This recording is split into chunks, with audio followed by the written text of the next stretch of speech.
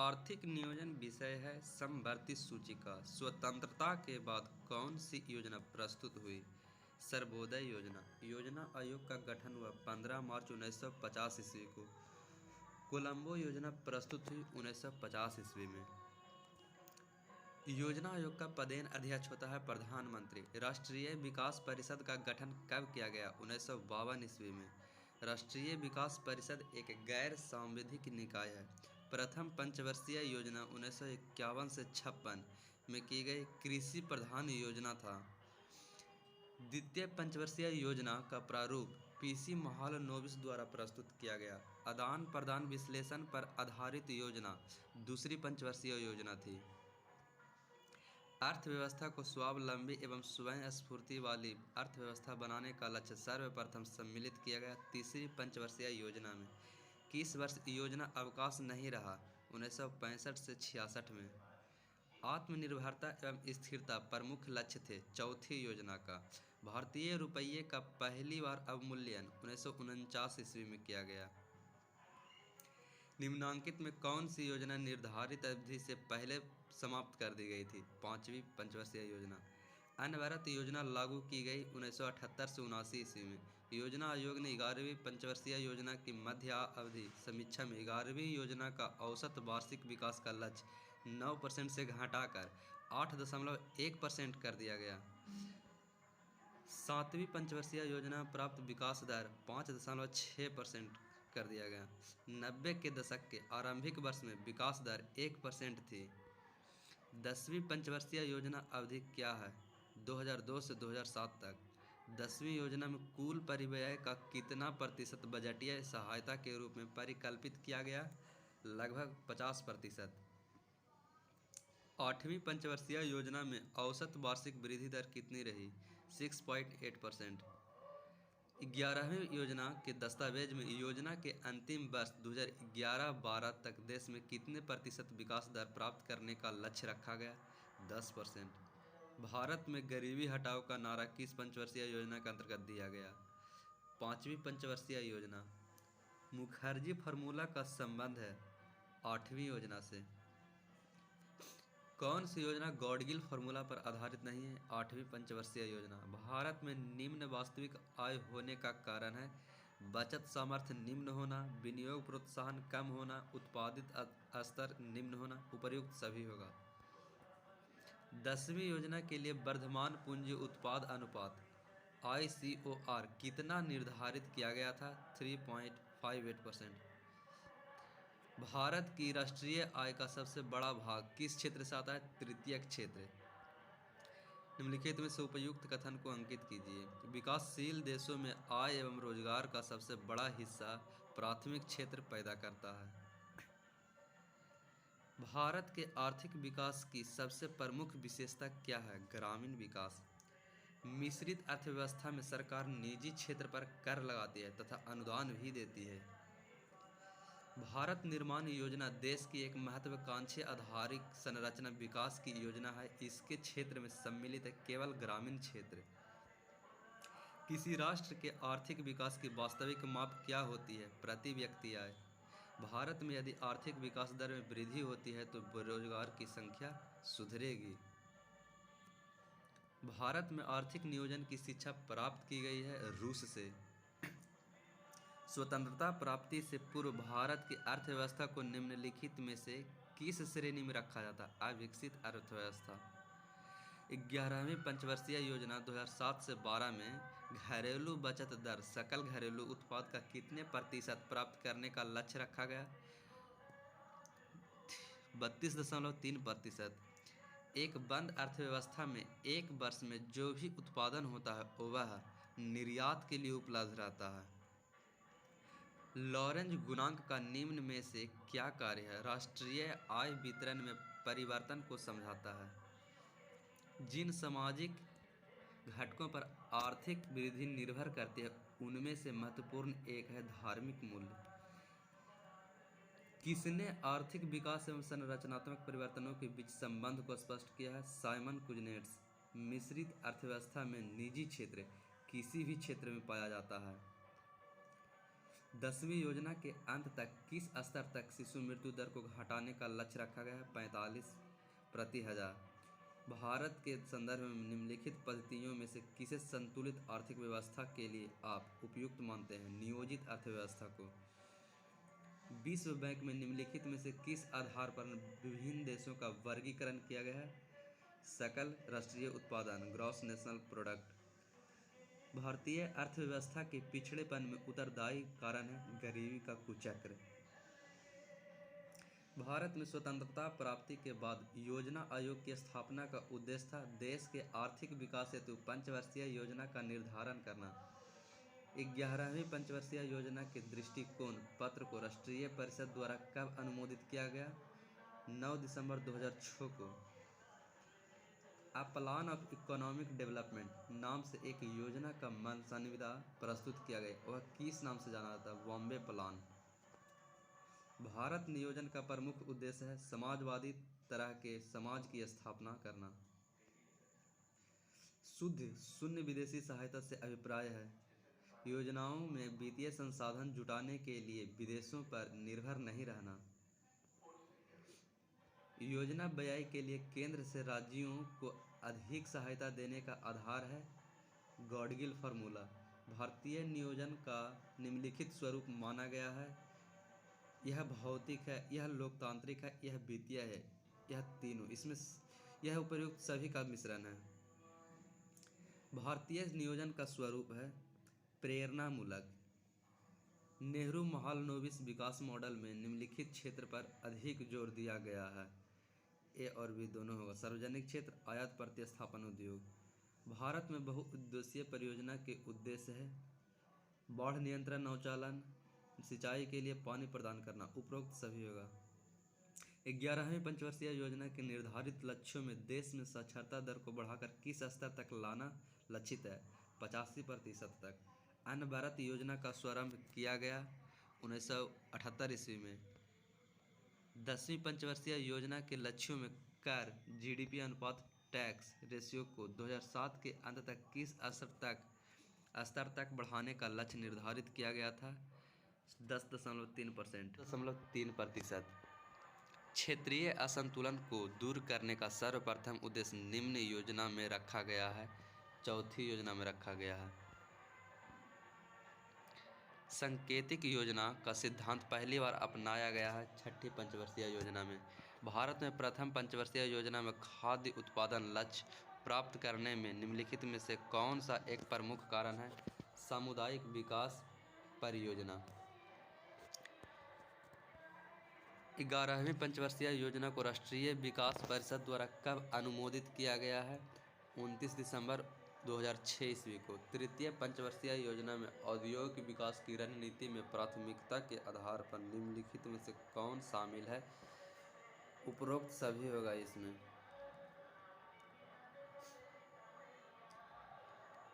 सातवीं पंचवर्षीय योजना में प्रारंभ किया गया एक महत्वपूर्ण रोजगार कार्यक्रम कौन सा था? JRV। योजना आयोग के इंडिया विजन 2020 के अनुसार देश की कुल जनसंख्या में शहरी जनसंख्या 25.5% के मौजूदा स्तर से बढ़कर 2020 तक कितने प्रतिशत हो जाने की संभावना है? 40%। निम्नलिखित में से कौन सा उद्देश्य भारतीय पंचवर्षीय योजना का नहीं है? आर्थिक स्थायित्व। निम्नलिखित में से किसे चौथी पंचवर्षीय योजना का मूल उद्देश्य निर्धारित किया गया था? उपरोक्त सभी होगा। गरीबी निवारण, स्थिरता के साथ विकास, आत्मनिर्भरता की क्रमागत उपलब्धियां। निम्नलिखित में से कौन सा कार्यक्रम भागवती समिति की सिफारिशों पर चौथी पंचवर्षीय योजना में चलाए गए? ग्रामीण कार्यक्रम, सीमांत किसान एवं कृषि श्रमिक योजना, लघु कृषक विकास एजेंसी। उपरोक्त सभी होगा। अल्प विकसित देशों में आयोजन के निम्न में कौन सी आवश्यकताएं हैं? उपरोक्त सभी होगा। कांग्रेस सरकार द्वारा तैयार की गई 6ठी पंचवर्षीय योजना के लिए कौन से मूल उद्देश्य तय किए गए थे? निर्धनता पर सीधे प्रहार, आठवीं पंचवर्षीय योजना के समक्ष प्रमुख समस्या क्या थी? उच्च मुद्रास्फीति दर, भुगतान संतुलन की नाजुक स्थिति, राजकोषीय असंतुलन की उच्चता। उपरोक्त सभी होगा। किस योजना में जनसंख्या संबंधी नीति का उल्लेख मिलता है? सातवीं पंचवर्षीय योजना में। नवीं पंचवर्षीय योजना में कौन सा प्रमुख उद्देश्य था? गुणवत्ता युक्त जीवन, रोजगार संवर्धन, आत्मनिर्भरता। उपर्युक्त सभी होगा। नवीं पंचवर्षीय योजना में विकास दर का लक्ष्य क्या निर्धारित किया गया? 7%। नवीं पंचवर्षीय योजना में कृषि और विनिर्माण की लक्षित विकास दरें थी 4.5% से 8.2% तक। आठवीं पंचवर्षीय योजना के वित्त प्रबंधन में घाटे के वित्त का योगदान लगभग 5% तक रहा। पाँचवें दशक के दौरान भारत द्वारा अपनाए गए महालनोबिस योजना मॉडल का लक्ष्य था पूंजी प्रधान भावी उद्योग की स्थापना करना। भारत में व्यापक गरीबी है। लगभग 30 से 40% जनसंख्या गरीबी की रेखा के नीचे अनुमानित है। गरीबी की रेखा क्या बताती है? जीवित रह सकने के लिए आवश्यक पोषण स्तर हासिल कर सकने में असमर्थता। 10वीं पंचवर्षीय योजना में विदेशी पूंजी पर निर्भरता का निर्धारित लक्ष्य है जीडीपी का 1.6%। 11वीं पंचवर्षीय योजना के लक्ष्यों में 2001 से 2011 की अवधि में जनसंख्या संवृद्धि की दशकीय वृद्धि दर को घटाकर किस स्तर तक लाना लक्षित किया गया है?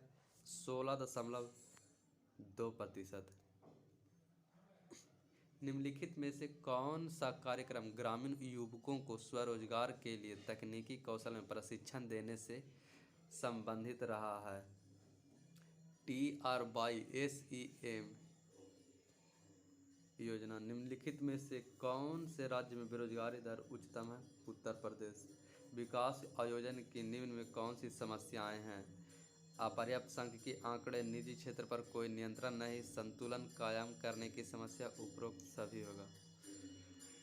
भारत के आर्थिक विकास के संदर्भ में निम्नलिखित में से कौन सा कार्यक्रम आधारित संरचना के विकास का अंग माना जाएगा?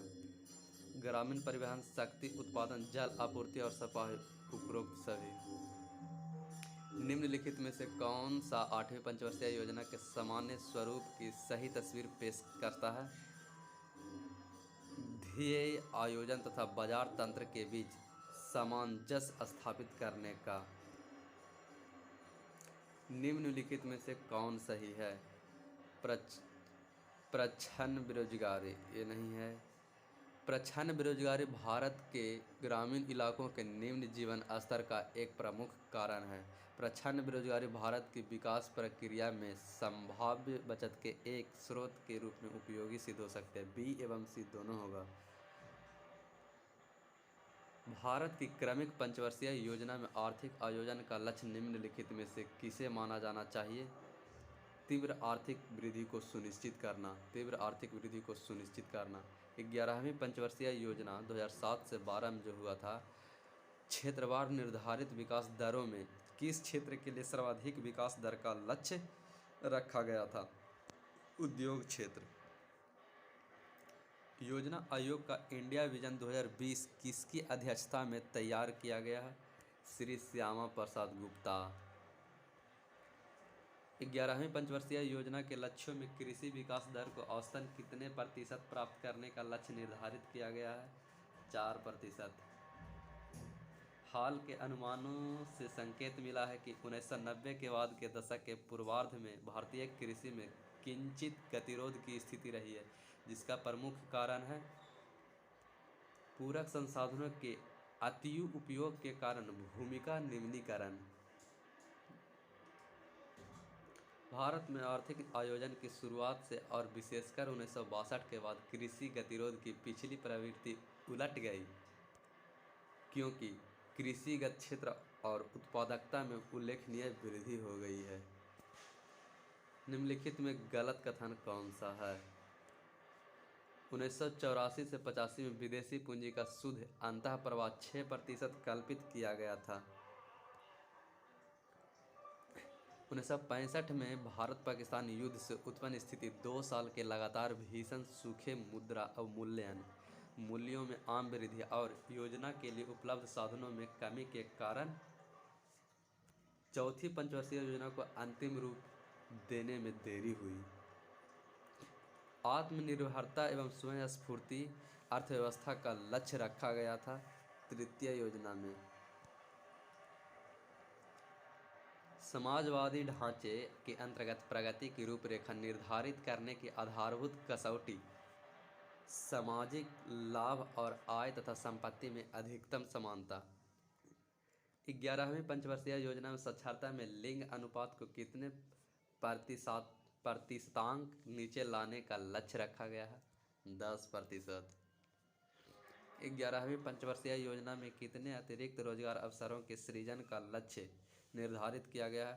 7 करोड़। 8वीं पंचवर्षीय योजना में घरेलू बचत दर का लक्ष्य 21.6% था, जबकि वास्तविक उपलब्धि 23.7% रही। 8वीं पंचवर्षीय योजना के संदर्भ में निम्नलिखित में से क्या सत्य है? योजना का वार्षिक वृद्धि दर लक्ष्य 5.6% था। योजना में प्राप्त वार्षिक विकास दर 6.8% रही। ए और बी दोनों होगा। 10वीं पंचवर्षीय योजना अवधि के लिए राजकोषीय घाटे को जीडीपी के कितने प्रतिशत तक घटाने का लक्ष्य था? 2.5% तक। समानता एवं न्यायपूर्ण वितरण के साथ विकास किस योजना का मुख्य फोकस रखा गया? 9वीं पंचवर्षीय योजना। 11वीं पंचवर्षीय योजना में औद्योगिक विकास दर का औसत लक्ष्य क्या रखा गया? 10.5%। 9वीं पंचवर्षीय योजना में औसत वार्षिक जीडीपी विकास दर रही 5.4%। 9वीं पंचवर्षीय योजना में सेवा क्षेत्र की औसत वार्षिक विकास दर रही 7.8%।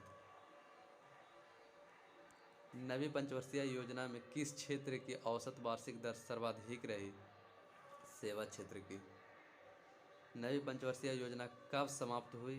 31 मार्च 2002 को। 10वीं पंचवर्षीय योजना के प्रस्तावित दृष्टिकोण पत्र में वार्षिक वृद्धि का लक्ष्य रखा गया था 8%। 10वीं पंचवर्षीय योजना में देश में 2007 तक वन्य छादन किस स्तर तक बढ़ाने का लक्ष्य था? 25%। इंडिया विजन 2020 में वर्ष 2020 के लिए संभावित गरीबी रेखा से नीचे की आबादी का प्रतिशत है 13%। 10वीं पंचवर्षीय योजना में निवेश दर एवं घरेलू बचत दर के निर्धारित लक्ष्य थे जीडीपी का क्रमशः 28.4% एवं 26.8%। किस वर्ष तक देश के सभी गांवों में पीने के पानी की उपलब्धता सुनिश्चित करने का लक्ष्य रखा गया है? 2007।